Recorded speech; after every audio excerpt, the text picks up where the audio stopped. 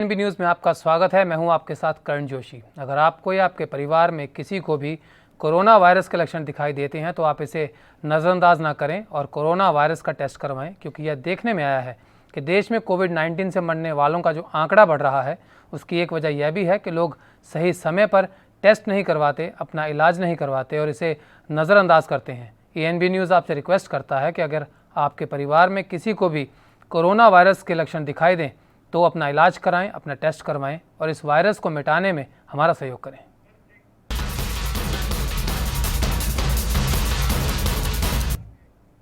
और अब चलेंगे एनबी सुपरफास्ट की पहली खबर की ओर।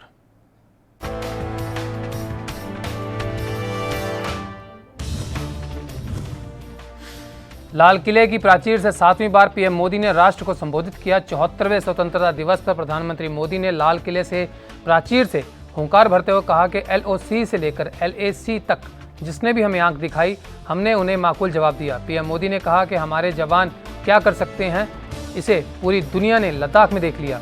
पीएम ने लाल किले से कहा कि इतनी बड़ी आपदा के बाद भी सीमा पर देश के सामर्थ्य को चुनौती देने की गंदी कोशिश हुई है, लेकिन LOC से लेकर LAC तक देश की संप्रभुता पर जिस किसी ने भी आंख उठाई, देश की सेना ने, हमारे वीर जवानों ने उसका उसी भाषा में जवाब दिया। पीएम ने कहा कि भारत की संप्रभुता की रक्षा के लिए पूरा देश एक जोश से भरा हुआ है, संकल्पों से प्रेरित है और सामर्थ्य पर अटूट श्रद्धा से आगे बढ़ रहा है। इस संकल्प के लिए हमारे वीर जवान क्या कर सकते हैं, देश क्या कर सकता है, यह लद्दाख में दुनिया ने देख लिया।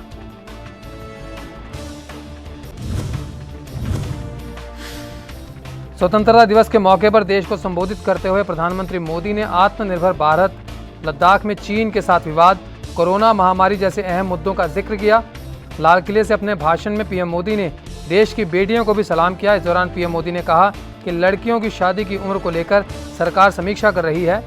पीएम ने कहा कि लड़कियों की शादी की सही आयु क्या हो, इसके लिए हमने कमेटी बनाई है।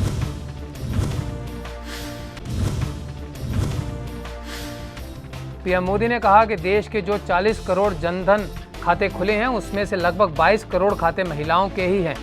कोरोना के समय में अप्रैल, मई, जून इन 3 महीनों में महिलाओं के खाते में करीब 30,000 करोड़ रुपए सीधे ट्रांसफर किए गए। आज भारत में महिलाएं अंडरग्राउंड कोयला खदानों में काम कर रही हैं तो लड़ाकू विमानों से आसमान की बुलंदियों को भी छू रही हैं।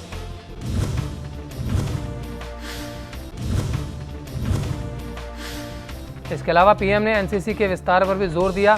प्रधानमंत्री मोदी ने कहा कि एनसीसी कैडेट्स का विस्तार 173 बॉर्डर एरिया में किया जाएगा। इस अभियान के तहत करीब 1 लाख नए एनसीसी कैडेट्स को विशेष ट्रेनिंग दी जाएगी। नए एनसीसी कैडेट्स में 1/3 लड़कियां होंगी।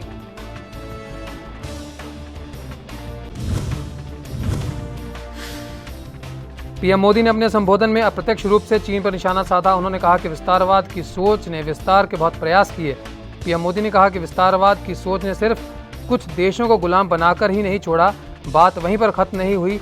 भीषण युद्धों और भयानकता के बीच भारत ने आज़ादी की जंग में कमी और नमी नहीं आने दी।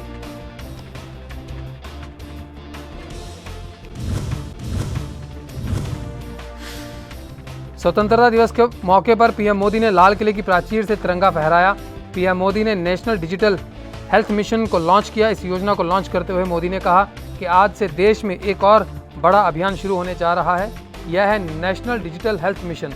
National digital health mission Bharat के हेल्थ सेक्टर में नई क्रांति लेकर आएगा। पीएम मोदी ने कहा कि आपके हर टेस्ट, हर बीमारी, आपको किस डॉक्टर ने कौन सी दवा दी, कब दी, आपकी रिपोर्ट्स क्या थी, यह सारी जानकारी इसी एक हेल्थ आईडी में समाहित होगी।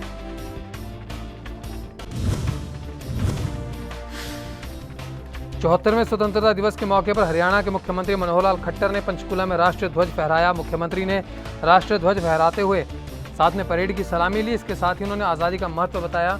उन्होंने संबोधन में कई बातें रखी। उन्होंने कहा कि महिलाओं के लिए कॉलेज खोले गए हैं। साथ ही उन्होंने महिलाओं के अधिकार की बात कही।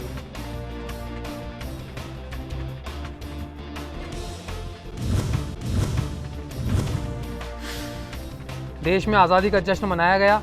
शहर शहर स्वतंत्रता दिवस पर झंडे फहराए गए। इसी बीच लखनऊ में विधानसभा भवन पर सीएम ने झंडा रोपण किया। सीएम योगी ने इस ऐतिहासिक दिन पर समस्त देशवासियों को हार्दिक शुभकामनाएं दी। मुख्यमंत्री ने कोविड-19 से बचाव के लिए केंद्र और प्रदेश सरकार के दिशा निर्देशों का पूरी तरह से पालन करते हुए स्वाधीनता दिवस परंपरागत सादगी और हर्षोल्लास के साथ मनाने की अपील की।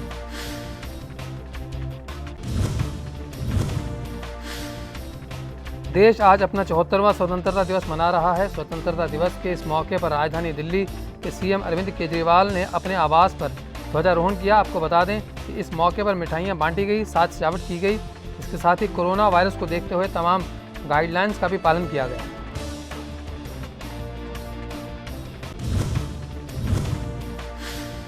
स्वतंत्रता दिवस पर केंद्रीय सड़क परिवहन राजमार्ग मंत्री नितिन गडकरी ने भी मोतीलाल नेहरू मार्ग पर तिरंगा फहराया। वहीं इस मौके पर उन्होंने पीएम मोदी के भाषण को लेकर भी अपनी प्रतिक्रिया दी। उन्होंने कहा कि जम्मू कश्मीर की जनता के लिए पीएम का संदेश प्रेरणादायक है।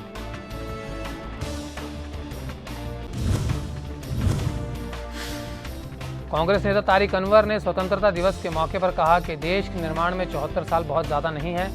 इसके साथ ही उन्होंने कहा कि सभी सरकारों ने अपना योगदान देश के लिए दिया है।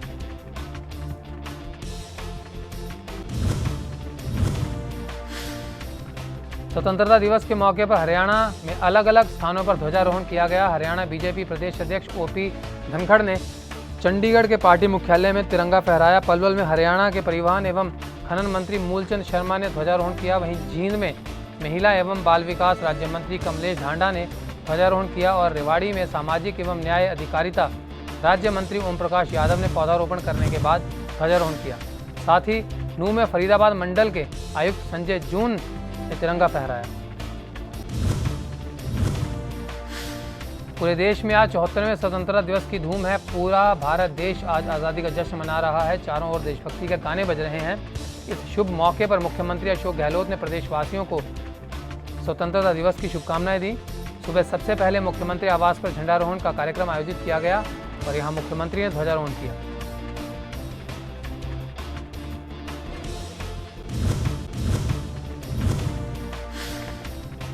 इसके बाद सीएम अशोक गहलोत ने अपने संबोधन में कहा कि देश को बड़े बलिदान के बाद आज़ादी मिली है। जहां देश में सुई नहीं बनती थी, लोग बिजली के बारे में जानते नहीं थे, उस जगह से देश ने शुरुआत की है। देश का आज दुनिया भर में मान सम्मान इसी कारण है। आज भी चुनौतियों का सामना करने में पूरे देश के कांग्रेस जन में हिम्मत और जज्बा है। आज भी चुनौती बड़ी है, लोकतंत्र को बचाने की चुनौती है। राजस्थान तो इसका ताज़ा गवाह है।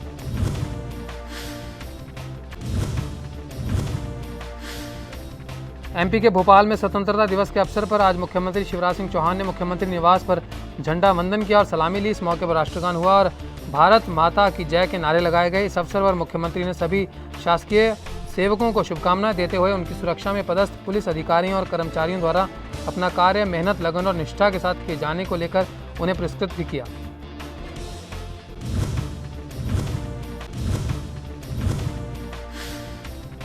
दिल्ली में केंद्रीय मंत्री प्रकाश जावड़ेकर ने अपने आवास पर ध्वजारोहण किया। देश भर में आज लोगों में उत्साह है। उन्होंने कहा कि पीएम का आज भाषण बहुत ओजस्वी रहा, जिसमें उन्होंने आत्मनिर्भर भारत के विस्तार की कल्पना को देश के सामने रखा। Make in India and make for world नया नारा दिया। आत्मनिर्भर भारत देश से जुड़ने वाला भारत है। आयात कम करेंगे और निर्यात बढ़ाएंगे।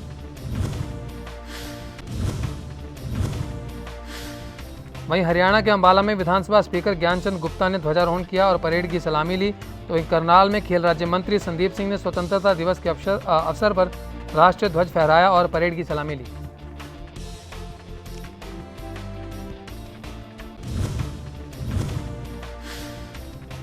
यूपी के पुलिस लाइन अमेठी में ध्वजारोहण किया गया। इस मौके पर एसपी ने झंडा फहराया और परेड को सलामी दी। वहीं जिले के सभी थानों में भी ध्वजारोहण किया गया। वहीं बाराबंकी में 74वें स्वतंत्रता दिवस पर डीएम बाराबंकी डॉक्टर आदर्श सिंह ने कलेक्ट्रेट में झंडारोहण किया। एसपी अरविंद चतुर्वेदी ने भी पुलिस कार्यालय में झंडारोहण किया।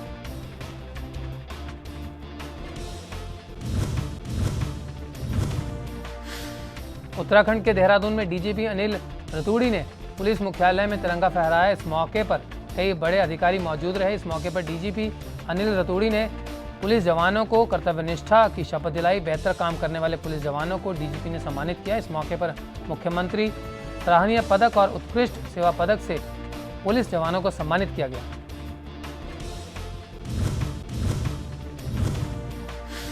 हर साल की तरह इस साल भी स्वतंत्रता दिवस हर्षोल्लास के साथ मनाया गया। हिसार मंडल आयुक्त विनय सिंह ने सिरसा के शहीद भगत सिंह स्टेडियम में ध्वजारोहण कर मार्च पास्ट की सलामी ली। कोरोना के चलते समारोह का दायरा सीमित रहा, लेकिन स्वतंत्रता दिवस की रौनक हमेशा जैसी दिखी। इस मौके पर आयुक्त विजय सिंह ने शहीदों को याद किया।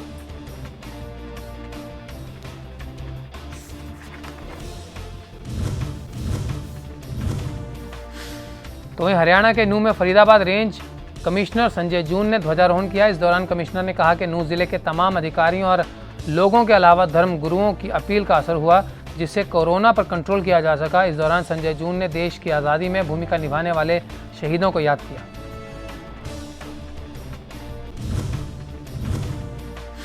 स्वतंत्रता दिवस पर पीएम मोदी के संबोधन को लेकर कांग्रेस ने निशाना साधा। कांग्रेस प्रवक्ता रणदीप सिंह सुरजेवाला ने कहा कि क्या सरकार लोकतंत्र में विश्वास करती है? हमें इस बारे में सोचने की जरूरत है। आत्मनिर्भर भारत की स्थापना पूर्व प्रधानमंत्री जवाहरलाल नेहरू ने की थी। कांग्रेस नेता रणदीप सिंह सुरजेवाला ने कहा कि क्या सरकार लोकतंत्र में विश्वास करती है? इस बारे में सोचने की जरूरत है।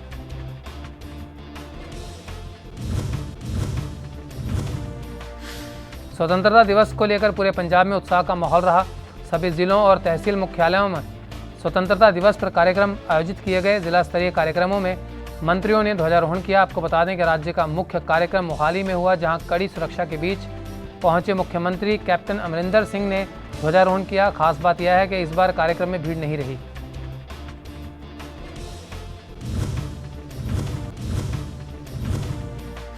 बिहार के सीएम मुख्यमंत्री नीतीश कुमार ने पटना के गांधी मैदान में ध्वजारोहण किया। इसके बाद सीएम नीतीश ने मास्क लगाकर 11 टुकड़ियों की परेड की सलामी ली। कोरोना संक्रमण के चलते इस बार सिर्फ पास धारक ही गांधी मैदान समारोह में पहुंचे। मुख्यमंत्री ने कहा कि पंचायत और नगर निकाय शिक्षकों की नई सेवा शीघ्र लागू की जाएगी। साथ ही कहा कि शिक्षकों की बेहतर सेवा शर्त के लिए नई नियमावली बनाई जा रही है, इसे शीघ्र लागू किया जाएगा।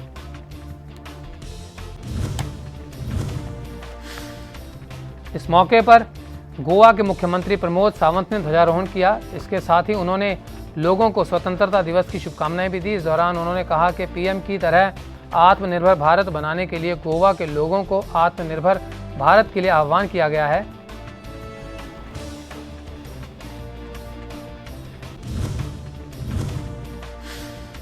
देश आज 74वां स्वतंत्रता दिवस मना रहा है। पश्चिम बंगाल की मुख्यमंत्री ममता बनर्जी ने ध्वजारोहण किया। शासनिक अधिकारियों की मौजूदगी में सीएम ममता बनर्जी ने ध्वजारोहण किया। इस अवसर पर कोरोना वॉरियर्स को सम्मानित किया गया। इस दौरान सीएम ने लोगों को सुरक्षित ड्राइव करने का संदेश दिया। राजस्थान के चित्तौड़गढ़ में कोरोना विस्फोट देखने को मिला। जिले में एक साथ कोरोना के 42 नए मामले सामने आए। चित्तौड़गढ़ के हर क्षेत्र में कोरोना संक्रमित पाए गए। वहीं आधा दर्जन से अधिक पुलिसकर्मी कोरोना संक्रमित मिले। यह वो लोग हैं जिनके संपर्क में कई शहरवासी आए, जिसके चलते पूरे प्रशासनिक अमले में हड़कंप मच गया।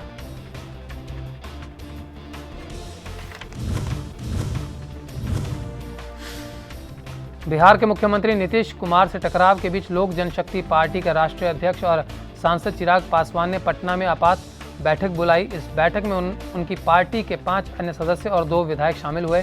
बैठक से पहले चिराग पासवान ने मुख्यमंत्री नीतीश कुमार पर निशाना साधा और कहा कि बिहार में बाढ़ और कोविड-19 महामारी बहुत बड़ा मुद्दा है और इसी को लेकर यह बैठक बुलाई गई है। एलजेपी अध्यक्ष ने कहा कि हर बैठक अहम होती है और बिहार में तो बहुत सारे मुद्दे हैं। बिहार में कोविड-19 महामारी के साथ साथ बाढ़ का मुद्दा भी है। वहीं बताया गया कि चिराग पासवान की ओर से ऐसे पत्र से नीतीश कुमार काफ़ी असहज हो गए। माना जा रहा है कि चिराग पासवान की नीतीश कुमार के साथ टकराव की मुख्य वजह बिहार विधानसभा चुनाव में सीटों का बंटवारा है।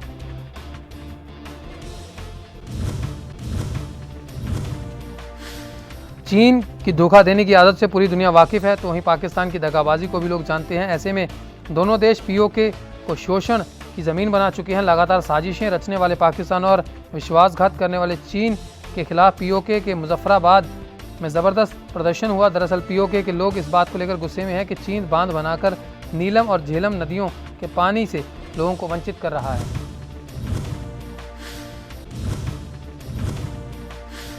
आपको बता दें कि पाकिस्तान और चीन ने पीओके में आज़ाद पट्टन और कोहला हाइड्रो पावर प्रोजेक्ट बनाने को लेकर समझौता किया था। चीन पाकिस्तान आर्थिक गलियारे के तहत आज़ाद पट्टन हाइड्रो पावर प्रोजेक्ट को लेकर 6 जुलाई को साइन कर चुके थे। इससे 700 मेगावाट बिजली का उत्पादन होगा। इस प्रोजेक्ट के 2026 तक पूरा होने की उम्मीद है, लेकिन चीन के इस ड्रीम प्रोजेक्ट पर अब विरोध की मशाल जल उठी है।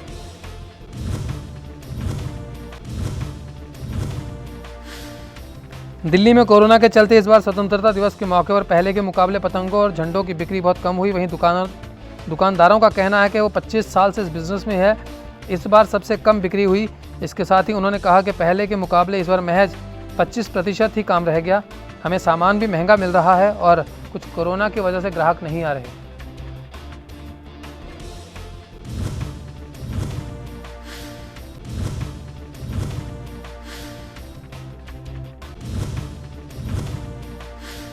भारत आज अपना 74वां स्वतंत्रता दिवस मना रहा है। इस दौरान लद्दाख में पैंगोत्सो नदी के तट पर 14,000 फीट की ऊंचाई पर आईटीबीपी के जवानों ने तिरंगा फहराया, जिसका वीडियो सामने आया। आपको बता दें कि जवानों ने 16,000 फीट की ऊंचाई पर तिरंगा झंडा फहराया।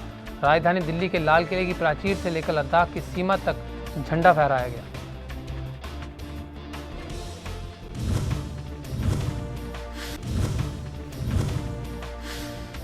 केंद्रीय स्वास्थ्य मंत्री डॉक्टर हर्षवर्धन ने स्वतंत्रता दिवस के मौके पर तिरंगा फहराया।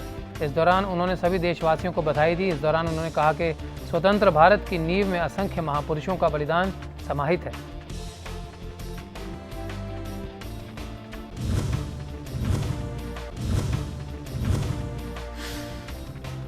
भारतीय क्रिकेट टीम के पूर्व ऑलराउंडर युवराज सिंह को उनकी घरेलू टीम पंजाब की तरफ से दोबारा खेलने का प्रस्ताव दिया गया है।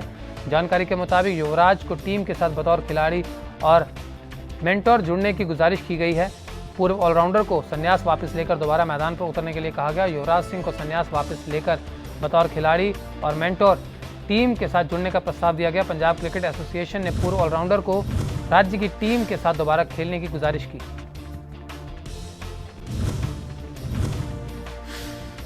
उत्तर पश्चिमी भारत के कई राज्यों में मानसून अभी भी काफ़ी सक्रिय है। बंगाल की खाड़ी में कम दबाव का क्षेत्र बना हुआ है, जिसके प्रभाव से बिहार के कई इलाकों में बारिश का दौर जारी है। वहीं मौसम विभाग के अनुसार आज भी राज्य में बारिश के आसार हैं। वहीं गुजरात में भी स्वतंत्रता दिवस पर बारिश की संभावना बनी हुई है। आपको बता दें कि उत्तर पश्चिम भारत के ज़्यादातर राज्यों में बारिश का सिलसिला भी जारी रहेगा। उत्तराखंड, हिमाचल प्रदेश, पंजाब, हरियाणा, उत्तर प्रदेश और दिल्ली में अगले 2-3 दिनों में हल्की से भारी बारिश होगी और पश्चिम में गुजरात और राजस्थान, पूर्वोत्तर के लगभग सभी राज्यों में 15 अगस्त को बारिश की संभावना है।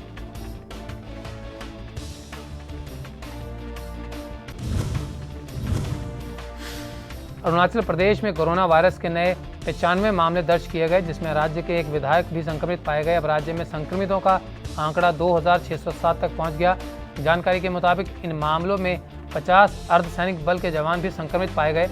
वहीं बता दें कि एक अस्पताल में कोरोना वायरस से 55 साल के एक गाड़ी चालक की मौत हो गई।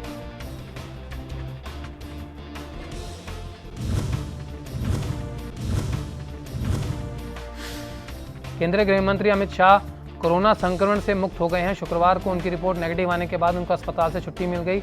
वह शाम करीब 6 बजे अस्पताल से दिल्ली के लिए रवाना हो गए। केंद्रीय गृह मंत्री ने शुक्रवार को स्वयं ट्वीट कर कोरोना रिपोर्ट के नेगेटिव आने की जानकारी दी।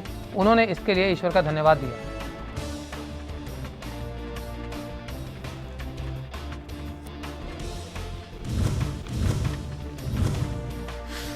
उत्तराखंड के रानीखेत में 2018 बैच की IAS अपूर्वा पांडे ने संयुक्त मजिस्ट्रेट का कार्यभार ग्रहण किया। दूनागिरी मंदिर में पूजा अर्चना के बाद उन्होंने कार्यभार संभाला। उन्होंने कोविड-19 की रोकथाम को अपनी पहली प्राथमिकता बताया और आवारा जानवरों के लिए भी ठोस कदम उठाने की बात कही। उन्होंने कहा कि उनके नाना जी ने रानीखेत में रहकर नौकरी की है और रानीखेत से उनका विशेष लगाव रहा है, इसलिए रानीखेत पर उनका विशेष ध्यान रहेगा।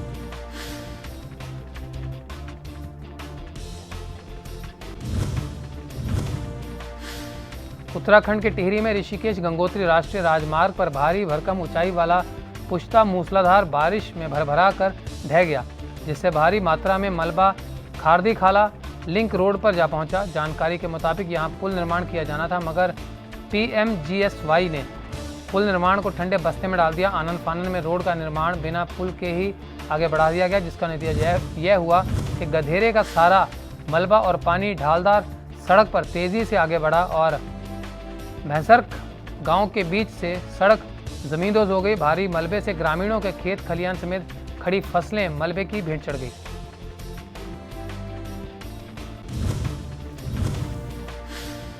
वहीं घटना की सूचना मिलते ही क्षेत्र के पूर्व विधायक ओम गोपाल रावत घटनास्थल पर पहुंचे और पूरी स्थिति का मौका का मुआयना किया। उन्होंने संपर्क कर PMGSY के अधिशासी अभियंता को मौके पर तलब किया और कहा कि ग्रामीणों के मुताबिक कई दिनों से इस लिंक रोड पर मलबे के ढेर पड़े हैं, मलबा हटाने का बाउंड के बाद मलबा क्यों नहीं हटाया गया? खारदी खाले में एस्टीमेट के मुताबिक पुल निर्माण क्यों नहीं किया गया, जिसका खामियाजा आज काश्तकारों को भुगतना पड़ा है।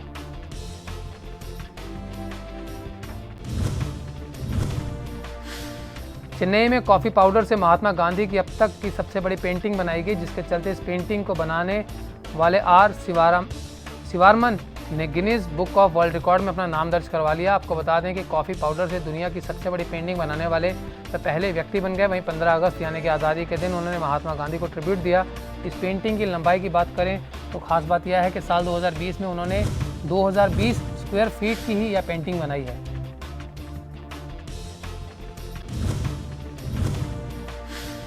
देश में कोरोना वायरस से संक्रमित मरीजों की संख्या लगातार बढ़ती जा रही है। कोरोना के नए मरीज हर दिन नए रिकॉर्ड बना रहे हैं। पिछले 24 घंटे की बात करें तो देश में कोरोना मरीजों की संख्या ने 25 लाख के आंकड़े को पार कर लिया। देश में कोरोना के 65,002 नए मामले आए, जबकि 996 लोगों को अपनी जान गंवानी पड़ी। नए केस आने के बाद देश में कोरोना संक्रमित मरीजों की संख्या 25,26,192 हो गई। स्वास्थ्य मंत्रालय की ओर से जारी आंकड़ों के मुताबिक देश में अभी कोरोना के 6,68,220 एक्टिव केस हैं। कोरोना से अब तक 49,036 मरीजों की जान जा चुकी है।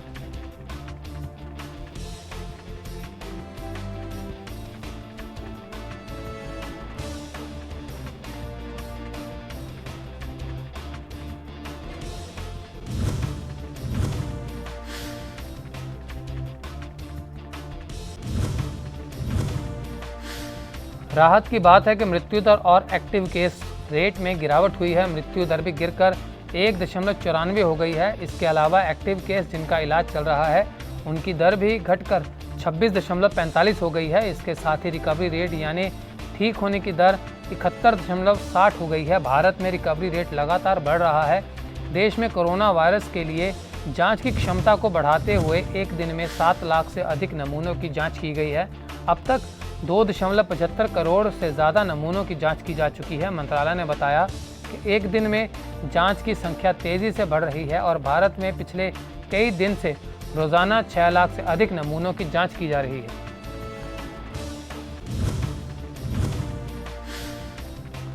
आंकड़ों के मुताबिक देश में सबसे ज़्यादा एक्टिव केस महाराष्ट्र में हैं। महाराष्ट्र में 1.5 लाख से ज़्यादा संक्रमितों का अस्पताल में इलाज चल रहा है। इसके बाद दूसरे नंबर पर तमिलनाडु, तीसरे नंबर पर दिल्ली, चौथे नंबर पर गुजरात और 5वें नंबर पर पश्चिम बंगाल है। इन 5 राज्यों में सबसे ज़्यादा एक्टिव केस हैं। एक्टिव केस के मामले में दुनिया में भारत का तीसरा स्थान है। कोरोना संक्रमितों की संख्या के हिसाब से भारत दुनिया का तीसरा सबसे प्रभावित देश है।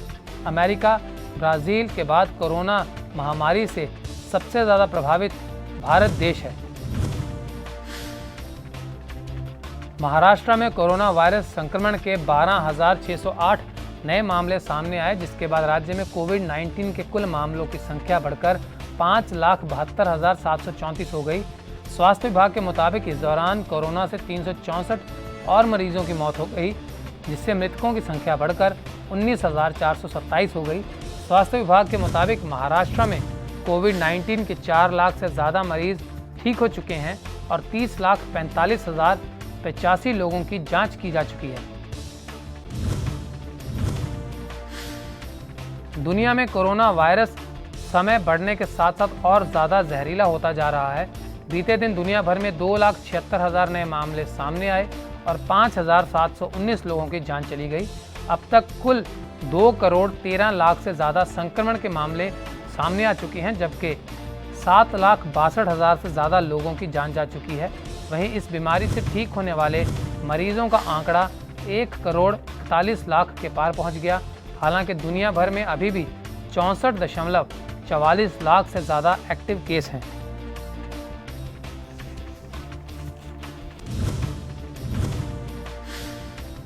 वर्ल्डोमीटर के मुताबिक कोरोना से सबसे ज़्यादा प्रभावित देशों की लिस्ट में अमेरिका पहले पायदान पर है। यहां अब तक 54.76 लाख से ज़्यादा संक्रमण के शिकार लोग हो चुके हैं।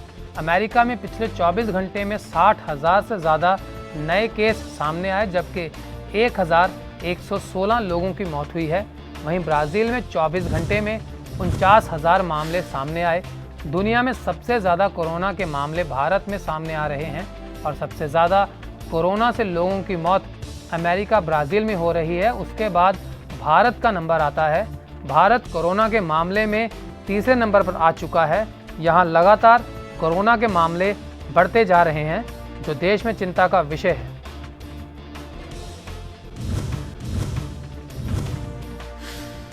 दुनिया के 20 देशों में कोरोना संक्रमितों की संख्या 2 लाख के पार पहुंच चुकी है। इसमें ईरान, पाकिस्तान, तुर्की, सऊदी अरब, इटली, जर्मनी और बांग्लादेश भी शामिल हैं। भारत दुनिया में सबसे ज़्यादा संक्रमितों के मामले में तीसरे नंबर पर है, जबकि सबसे ज़्यादा मौत के मामले में 5वें नंबर पर है। लेकिन बीते दिनों में कोरोना के मामले बढ़ने के कारण एक दिन में ANB सुपरफास्ट में अभी के लिए इतना ही। देश और दुनिया की तमाम अहम खबरों के लिए बने रहिए ANB न्यूज़ के साथ।